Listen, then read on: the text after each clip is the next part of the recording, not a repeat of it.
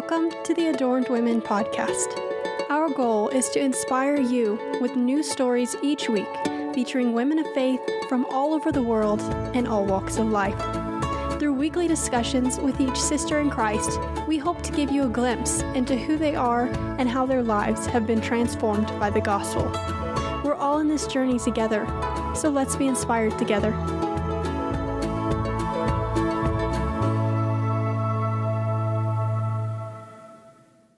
Hello, Adorned Women. Welcome back to the Adorned Women podcast. I'm your host, Alicia, and this week's guest is Jess Aldred. Jess is from the U.S., and she works with YWAM Denver. For several years, she was in overseas missions working with children at risk, and now she works back in the U.S., working with a ministry that's designed to support and empower children and families in foster care. Something interesting about Jess's story to me was the role that passion played in her life. Early on, God gave her a passion for children at risk, and that's looked different ways at different points in her life. For one part of her life, it was serving overseas in overseas missions, and now it's serving the foster care system in the U.S. So God took this same passion and used it in multiple ways throughout her life. And he was able to do that. It didn't have to stay the same thing throughout her whole life. He's used her just as powerfully in some very different settings and very different ways. And so there's a lot more to the story that I can't wait for you to hear, but I want you to catch that. I want you to catch the importance of passion. I hope it encourages you and inspires you to take it to God and ask God, how do you want to use this passion in my life to bless people, to be the hands and feet of Christ, and to serve and glorify you? He gave you that passion for a reason, so don't try to take it into your own hands. Take it to Him. Enjoy today's conversation. Hi, Jess. Welcome to the Adorned Women podcast. Hi, thanks for having me. Of course. Just like always, we'd love to get started by hearing some of the context surrounding where you're at and what it's like, how you spend your days. Just share anything you got. Okay, so I've worked with Youth with a Mission all over the world. Right now, I work with Youth with a Mission Denver. I run an organization out of Youth with a Mission Denver called Haven Clothing Company. We're a wraparound ministry providing support to families who provide foster care and children in foster care. I also have 4 kids at home as well. So my days are pretty different every day, but, between providing services for families in our area to just taking care of my own kids, it's kind of what my days look like. So yeah, how old are your kids? So they're my oldest, my only daughter, she's 8. And then I have 3 boys, age 6, 3, and 1. All right. So a pretty young family. Yeah. I'm sure that's a handful. Yeah. When we go to the store with all of them, lots of people look. So that's funny. Fun. Yeah.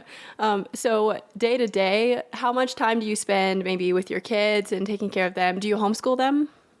I don't. Okay. So my 2 older kids are in a charter school.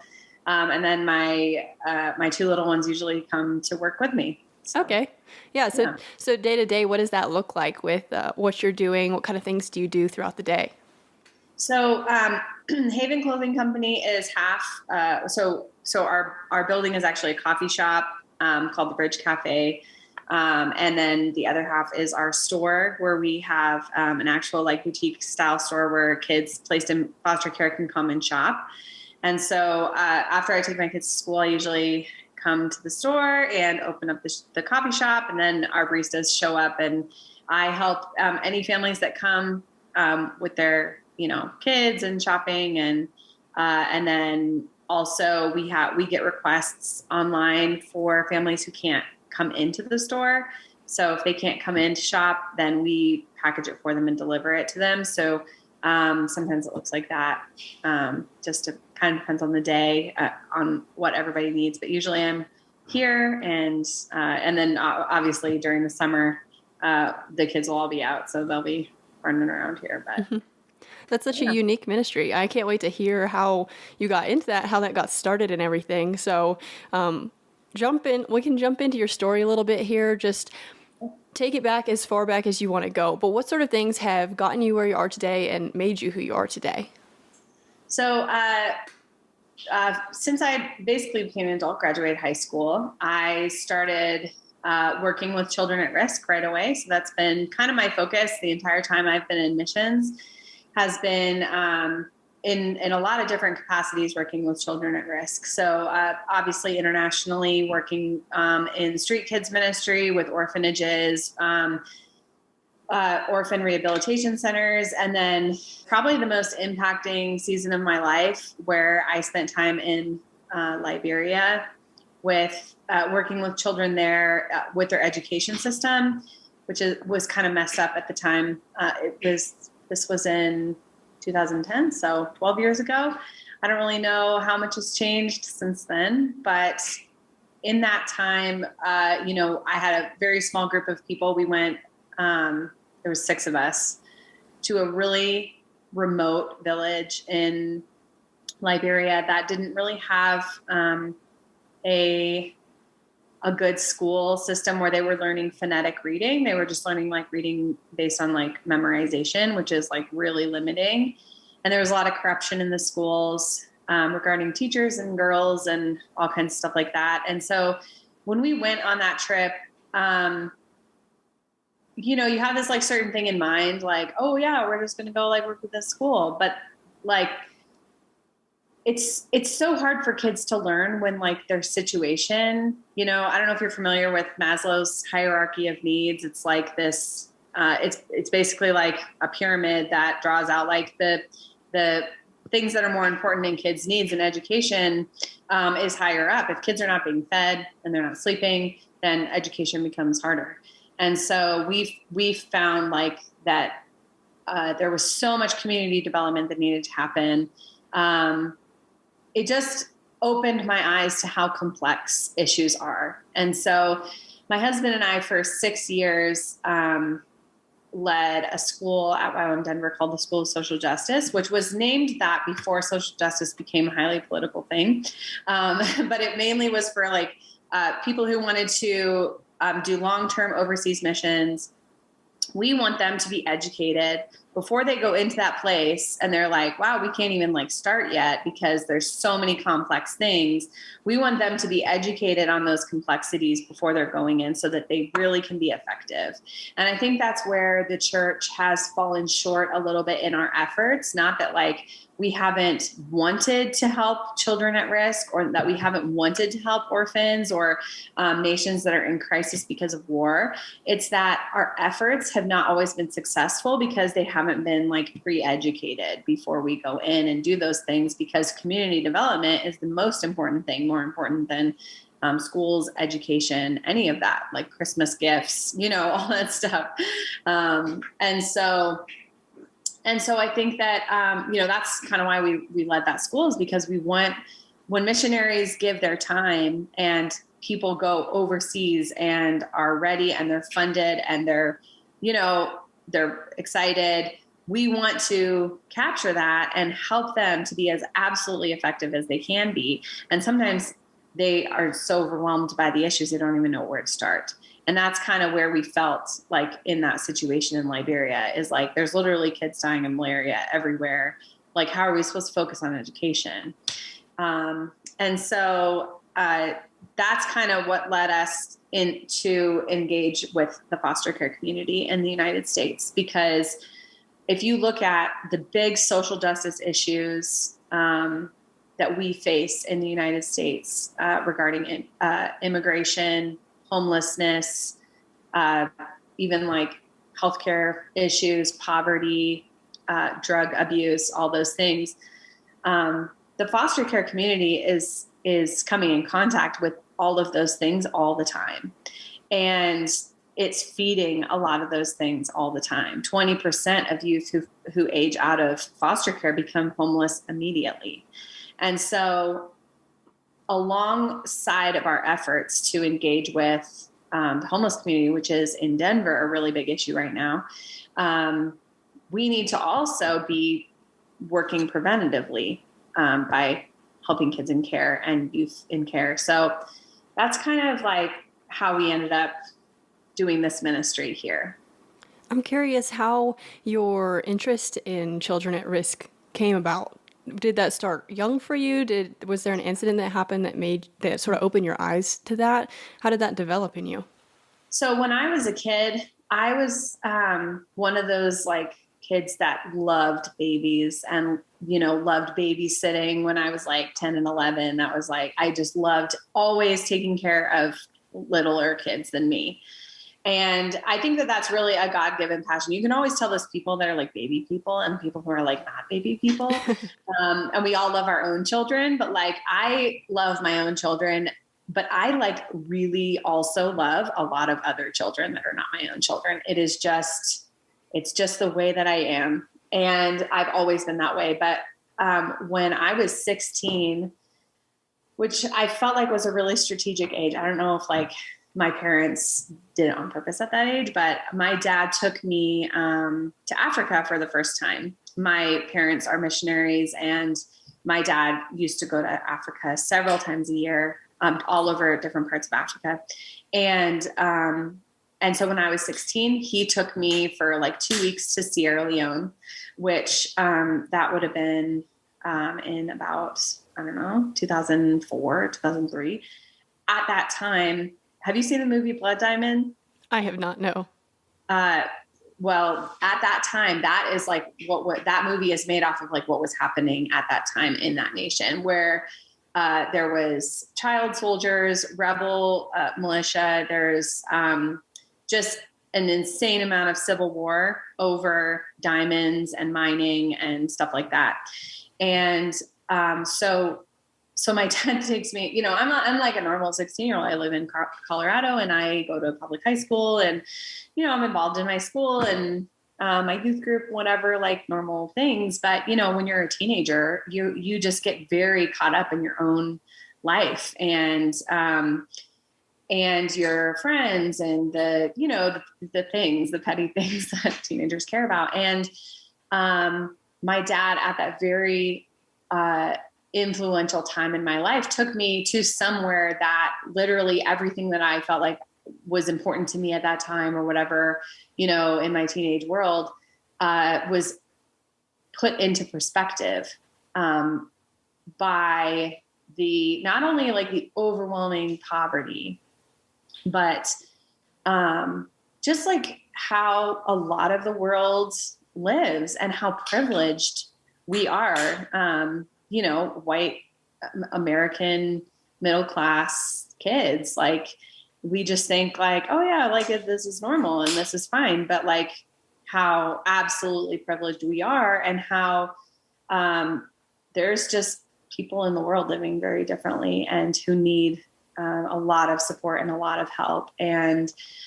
it was like through relationships. I remember, we went to hospitals, we went to, orphanages, because we would just go out each day. And like, I was just joining along with the teams there and what they were already doing. I would just go with them all day. And they would visit people's homes and bring medical care and stuff like that. And there was one day we went to this like jail, and they were like, yeah, we do this like weekly worship service with all the, like inmates at this jail. And I'm like, okay. And so they literally are just like standing around in this circle and just like worshiping. And it's all these criminals. We're just there with them. There's no like glass, like anything between us, it's just like, we're just there in this circle, like in this jail. And I thought going into that situation, I was going to feel so unsafe. Like, I'm just this like little white girl, and we're in this like African jail with all these criminals. And it was like one of the most impacting times of experiencing the Holy Spirit, because these men they were all men, just were worshiping and crying out to God and praying out. And it was worship in a way that I really had never experienced before. And it just made me realize how people, when they are in absolutely at the end of themselves and have nothing else in their life, how desperate and how it is like our nature as humans to come back to God, because we know deep inside of us, like what is true. And these guys who like just had nothing left, just crying out to God for mercy and for grace and just spilling out their love on Jesus. And it was beautiful and it was life-changing. And I think at that time, just being around the kids in the community, anyone who usually has done missions in Africa will tell you, like, actually not just nations in Africa, but like a lot of places that are experience a lot more poverty. Obviously there's not as much birth control. So there's a lot of kids and they're very family oriented and there's just kids everywhere. And where there is children, there is so much more joy and so much more fun, and kids will find fun out of anything. And I just like absolutely loved that. So that was like really the first most impacting like time when I was like, I am definitely going to be a missionary and this is what I'm going to do the rest of my life. So you mentioned at the beginning that you were in Liberia. You also mentioned that you had been overseas quite a bit. So at what point did you switch from being overseas to being here in the States with this one ministry? Oh, when I started having kids.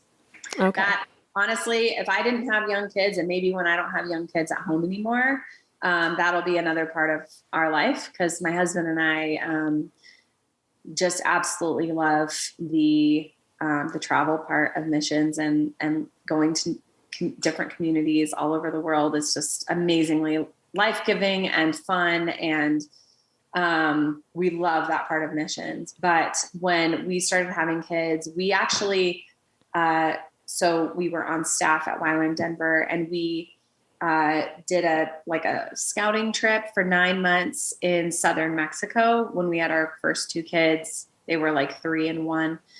And after that, when we returned, we just really felt like we needed to take a break from like overseas, down and dirty kind of missions, for a small period of time while our kids were young, because it does put them at risk. And the reason that and obviously anything that God asked us to do, we would do. I don't like that kids who live in those nations are subjected to malaria and parasites and dirty living conditions and stuff like that. But I don't think that more kids should be subjected to that. And so that's why when we became a family, we stopped doing that like overseas part of missions and focused on supporting people who are in a position where they can do it and there's less at risk.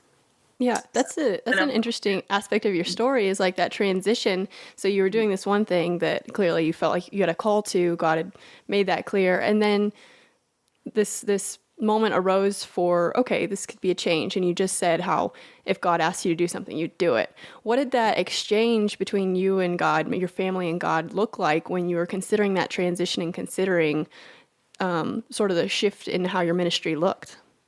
Well, I think like our time in Mexico was like slightly traumatizing. It was really difficult because where we lived was not like Cancun.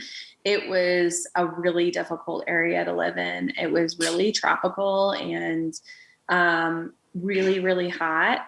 And our children didn't tolerate that type of environment very well. And so it was just really difficult. And so when we came back, it was just, I think part of me felt like, oh, well, I'm called to missions and I'm called to children at risk, but I guess I just can't do that anymore. I guess my calling is just going to be as a mom.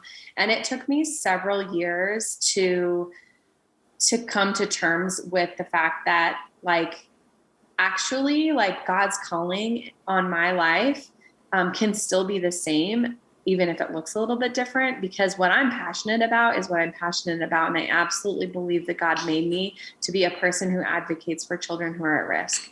And that's why we switched our focus to foster care, because we were like, but there are children. We don't have to go to Africa. We don't have to go to Mexico. We don't have to go to India. We don't actually have to go anywhere outside of our own city to find children at risk. And we started to change our focus to to children in our neighborhood. And I actually have been really surprised at how great the needs are in our own city. And that's what I think a lot of moms, when you have young kids, feel that kind of like that sort of emptiness that is like, obviously you love your children and you love your life of like being a mom, especially if you're a stay-at-home mom, but it can become very lonely and it can become very consuming where you feel like you lost who you were before because you're all of a sudden just in 24/7 service mode. Like you're serving somebody else's needs 24 hours a day, especially if you have multiple children, and not necessarily feeling like you have much of a purpose anymore. And like my heart, so we actually have, we love to utilize moms in our space because moms can empathize with other moms like nobody else can, but also because moms have so much to offer, especially when you have like young kids. Like it's just so hard to feel like you have anything to offer, especially if you're not working, you know? So I think that I had to go through a process of like finding myself again and finding what I was called to do, and finding that like I am still valuable in the kingdom, not just in raising my own children, even though that is a really important part of what I'm called to right now. But I can actually bring my kids alongside. Like yesterday, I took my kids after school to pick out shoes and clothes for a 10-year-old boy who's coming today. And we didn't have a lot of stuff in his size. So I was like, you know, why don't you guys come with me and we're going to pick out clothes? And my 6-year-old boy was like, what about this Yoda shirt? And, you know, they really like being a part of picking things out for other kids. It's been tricky explaining to them like why these kids need clothes because, you know, they're kids. And, but for the most part, they love to help. They love to, and when we have families come in here, like when they're here, they go and play with the kids, you know, in our playground here. And, it's fun, but yeah, it's definitely been a process. So I love that. And I love that that aspect of your story helps you minister to almost both sides. And it's funny, it's like that's how God works. He just works both sides of the deal. You're ministering to these moms who maybe are where you were at and kind of feeling like, okay, I've lost myself a little bit, but suddenly here's this purpose, here's where I can help. And then on the other side, these families who are being helped and just receiving this blessing that you're able to provide through the ministry. I love that. So you now work with these children at risk, these children in foster situations, and they're in similar situations. They're not in the best scenario. They're not in the best situation for their growth and their development. What kind of things do you see in that? And I don't know with running your you called it the Haven. Is that what you said it was? Haven Clothing Company. Haven Clothing Company. Yeah, with running that, I don't know how much you do see, but what kind of things have you seen in those kids, and what kind of opportunities do you have to share with them Christ and the Holy Spirit? Yeah, so there's a lot. The foster care system is, first off, like an amazing solution to children not being cared for by their biological family. However, like if you look at like compared to a lot of other nations that institutionalize orphans or institutionalize kids who can't be taken care of in orphanages, foster care is a better situation and it's a good solution to that. But the foster care system itself, it's a system, and families and family relational issues are all individual. They're all different and they each need to be approached differently, but the government cannot provide that. The government cannot provide an individual approach for each family. They can put, you know, principles in place and policies in place, but those policies are not like one size fits all, but they kind of have to be. So there is some brokenness in the system itself, which is really difficult. But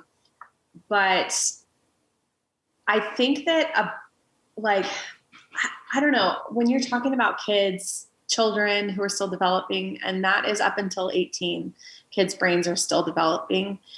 When they experience trauma from a premature baby up to 18, there are fundamental things that happen in that person's brain and in that child's brain.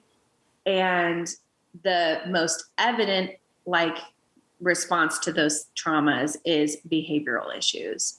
And I think that a big misconception in the United States or anywhere that there's foster care is that I wouldn't be able to deal with, the behavioral issues of kids in care. And they get this stigma, which a lot of stigmas are based on truth, but they don't have behavioral issues because of them. They have behavioral issues because a lot of times, they don't always, a lot of kids go through care and they don't have issues at all. But I think that more people and more parents and more even people in the church becoming trauma informed and how to deal with kids in care would be really helpful, because what I see on a daily basis is that I see foster parents who are giving everything for these kids.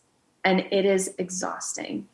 It is a huge burden to carry. And not just because, and not the kids are not the burden. It's all of it. It's the system, it's the visitations, it's the court, it's all of the stuff, the back and forth, the not knowing, the kids going back to their biological parents and then coming back and then going to live with a family member and then getting placed in a different foster home or whatever it is.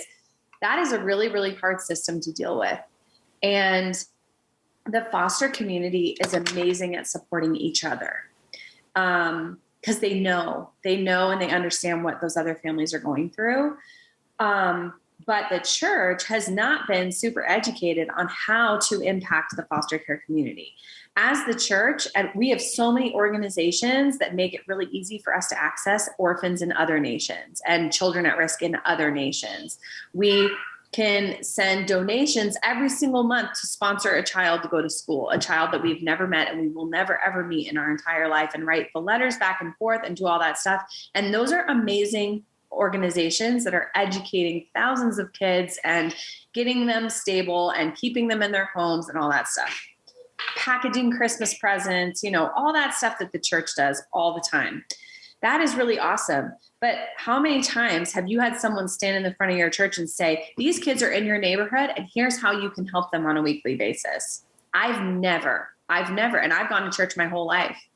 And so I'm not saying that one is more important than the other, because it's all important, but there should be options for the church, for the people that live in this city and live in this neighborhood, to be a support to those foster families, because only 50% of them, half of them that go through the whole process, it takes about a year to get certified.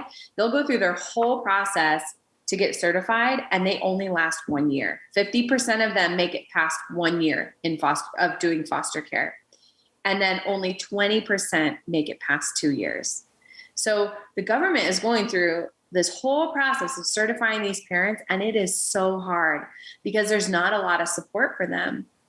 And so our entire goal at Haven is to carry as much of the burden as we can so that these foster parents can be foster parents for longer. And it's to utilize people in the church that want to be involved and don't know how. It's both. It's as much for the church as it is for the families that we encounter. Because I can't even tell you how many churches we've gone into, and there are the specific demographic that's the most helpful are women over the age of 50, because they've been moms, they've had careers, they have so much to offer, they're usually financially stable, and they want to help. And the church doesn't have a lot of ways of utilizing that specific demographic. And I can't even tell you how many of them come in every single day. Almost, we have women of that demographic coming in and bringing bags of clothes that they went shopping, and they got shoes, and they absolutely love it. They love delivering meals to our families, making meals, delivering them to them, and checking up on them once a week and stuff like that. So that's really the two things that we're doing the most. Yeah, that's incredible. I love that you're finding ways for the church to utilize just their gifts, their natural ability to do these things, to provide these simple things for families that are just desperate for that. So something so simple as just extra clothes, new clothes, and some meals, some check-ins. That's a fantastic ministry. Yeah. I'm wondering what happened to sort of start this whole thing, because you mentioned how it's kind of a few years in the making of getting from, okay, I guess I'm just out of this ministry, I'm no longer called to work with kids at risk, to, okay, maybe there is a way to do that in the US. How did the ministry initially start? What kind of sparked it, and how did it grow? So when my husband and I were leading the School of Social Justice at YWAM Denver, we would talk a lot about like foster care and how important it is for the church to be involved. But we are not at a place where we could personally be foster parents. And that was really hard for me because I'm like, how are we even supposed to help if we can't be foster parents? And I carried that for like probably 2 years, where I was like, there's just no way for us to even be a part of that if we're not foster parents. And last year was, I actually went on like a little vacation with a good friend. We just went away to the mountains. She came to visit, and we went away to the mountains and left kids with husbands. And she is a foster mama. Well, she's not anymore. Her and her husband adopted 3 boys out of the system, who were kids, not babies. And she was just sharing with me about a lot of the support that they have, the community support that they have, the different organizations. And simultaneously at that same time, my mom, who's on the board of YWAM Las Vegas, was at a board meeting there, and they were sharing about their ministry. I think theirs is called Foster Connect or something like that. And how they engage the community, and they have all these different outlets. And I was like, that's so cool. It was like the two people that are influential in my life talking to me about like all the ways that you can support foster families, kind of at the same time. And I'm like, why isn't there anything like that here? Like, why isn't YWAM Denver doing that? And why isn't there a clothing closet that has new clothes? That was my thing, is I'm like, why are they all like thrift stores? Like, I get that it's great to recycle other people's clothing, but the things you find at thrift stores are things people don't want anymore, and they don't want them for a reason. And taking the stuff that you don't want anymore and giving it to a foster child doesn't send a good message to them. And so it's all about the message. It's not actually about the clothes at all. It's all about the message of dignity. And so my idea was that, you know what, like I'm going to do this. I'm going to start. I had managed the cafe here at YWAM Denver, which is the Bridge Cafe. And we have a classroom side where we led our school on that classroom side. And I'm like, we're going to turn this into a store. It's a beautiful building, coffee shop. It's got the right feel. It's like a boutique. And I'm like, we're going to turn this into a store, and it's going to be awesome. And we're going to get new clothes and new shoes and new bedding, and everything's going to be new, and kids can come and shop, and they can pick out what they want. And it's going to be a dignified shopping experience for them. And it's not going to be other people's leftovers. It's going to be, I went and bought clothes that I would buy for my own kids for you. Not, this is all the stuff that my kids don't want anymore, and you can have it. And it's more than a foster clothing closet. And so that's kind of where like all of that came from, and where it started. And it's going really well. I mean, we've had amazing feedback. And also everyone's like, how are you going to get new clothes? Like, who's going to do that? Like, believe me, there are people who love to shop for kids. So many people who love to shop for kids, and they have so much fun doing it. And we had, like, this weekend, we had a clothing drive, and we had hundreds of items that were donated. I'm still going through them. Wow. So yeah, it's been amazing. Yeah. What are some of the coolest God moments you've seen come out of this? So we had a moment where we had these two little girls come in who had been victims very obviously of neglect and maybe other things, but definitely neglect. And one of the older one was like 4, and she wasn't super verbal, but it didn't seem like it was in like a special needs way. It seemed sort of like it was in a like she was never talked to kind of way. And when they came in, I'm like a stranger to them, and a lot of kids treat me like a stranger. They're like, why are you talking to me? And that's fine. I totally get that, because especially when they're kids who have just been put in care, there are so many people that are new to them, that are talking to them, that, and it depends on their personality. But she came into our store, and it was like, when I knelt down and said, do you want to pick out some clothes? It was like her eyes, she was like so excited that I was making eye contact with her and that I was talking with her. And she knew exactly what she wanted. She did not want anything with like Paw Patrol or rainbows, but everything that had Elsa on it. Everything we had in her size that had Elsa, she took. The shoes, the clothes, and then there was this like unicorn hooded towel. And I like literally remember, because she knew so clearly what she wanted, and she was so excited to pick it out and to pack it into her like suitcase. We put everything in a duffel bag for them.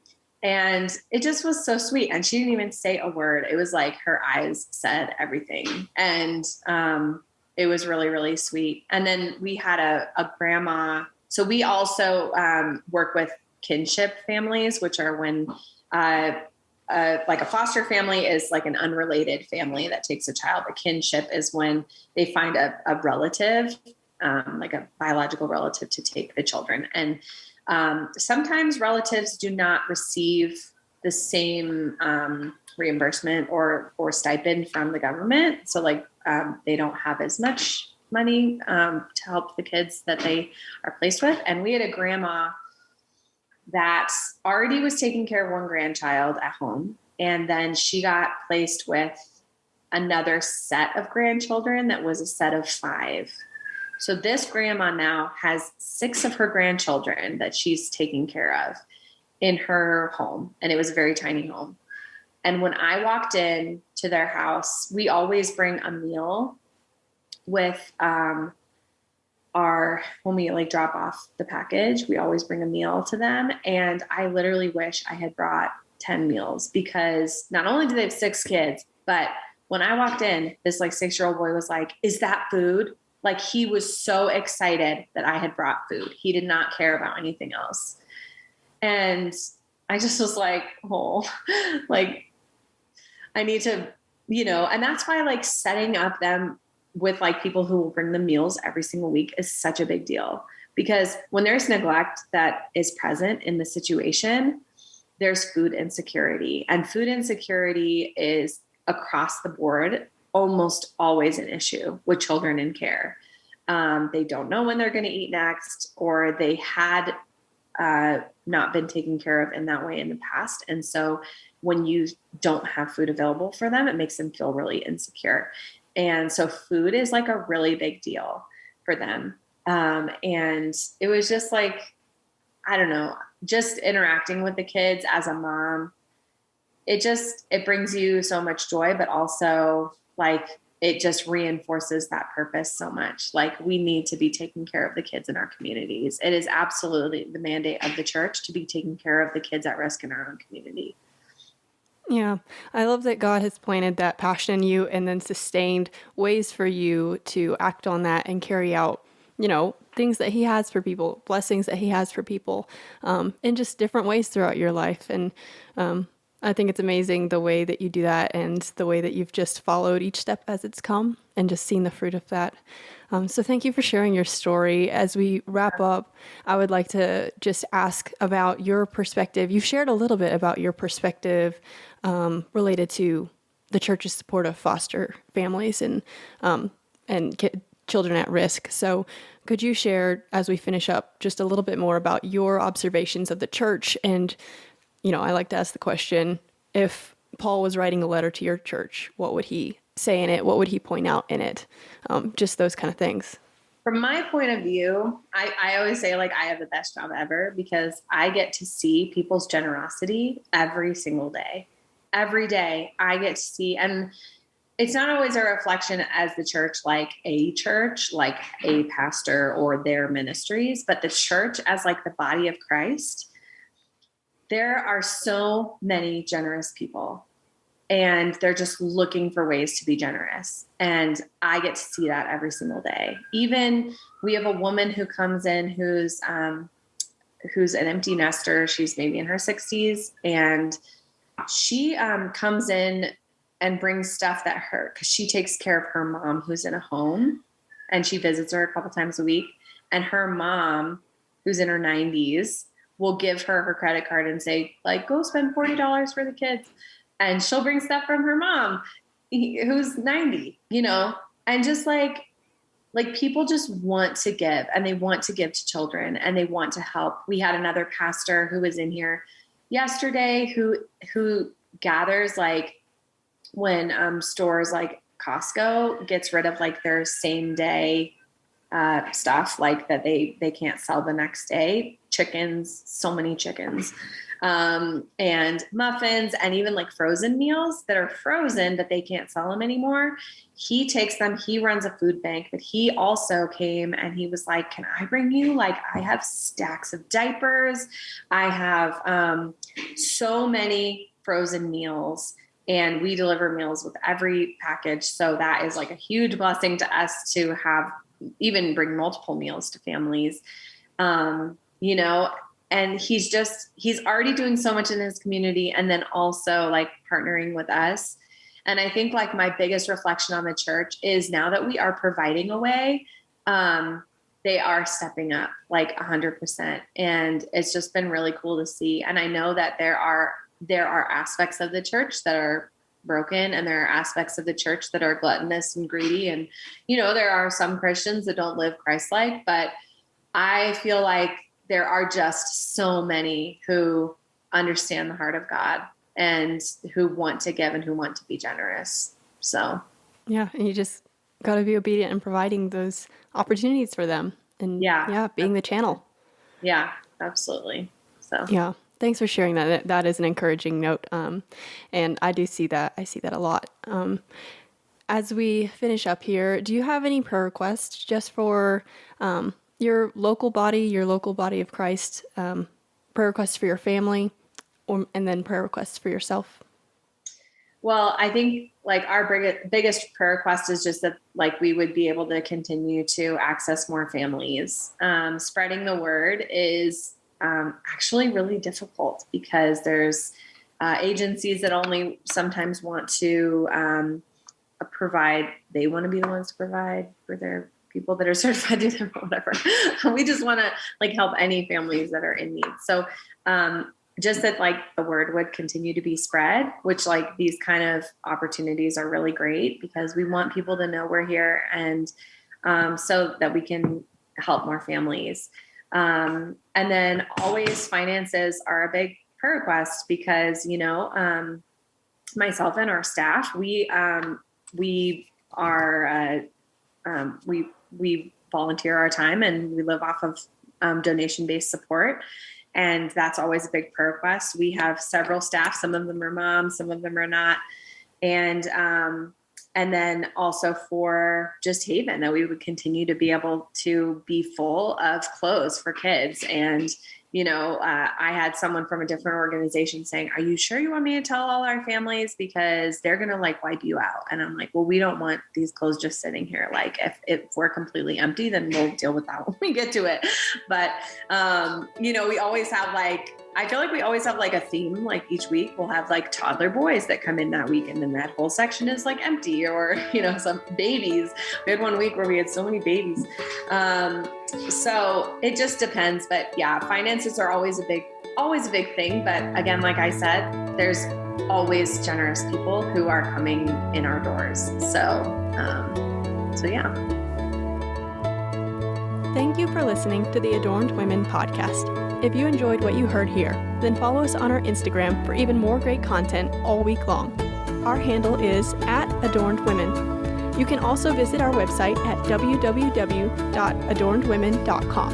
And of course, join us again next week as we connect with another sister in Christ and learn so much from her life of faith. Have a great week, and we'll see you next time.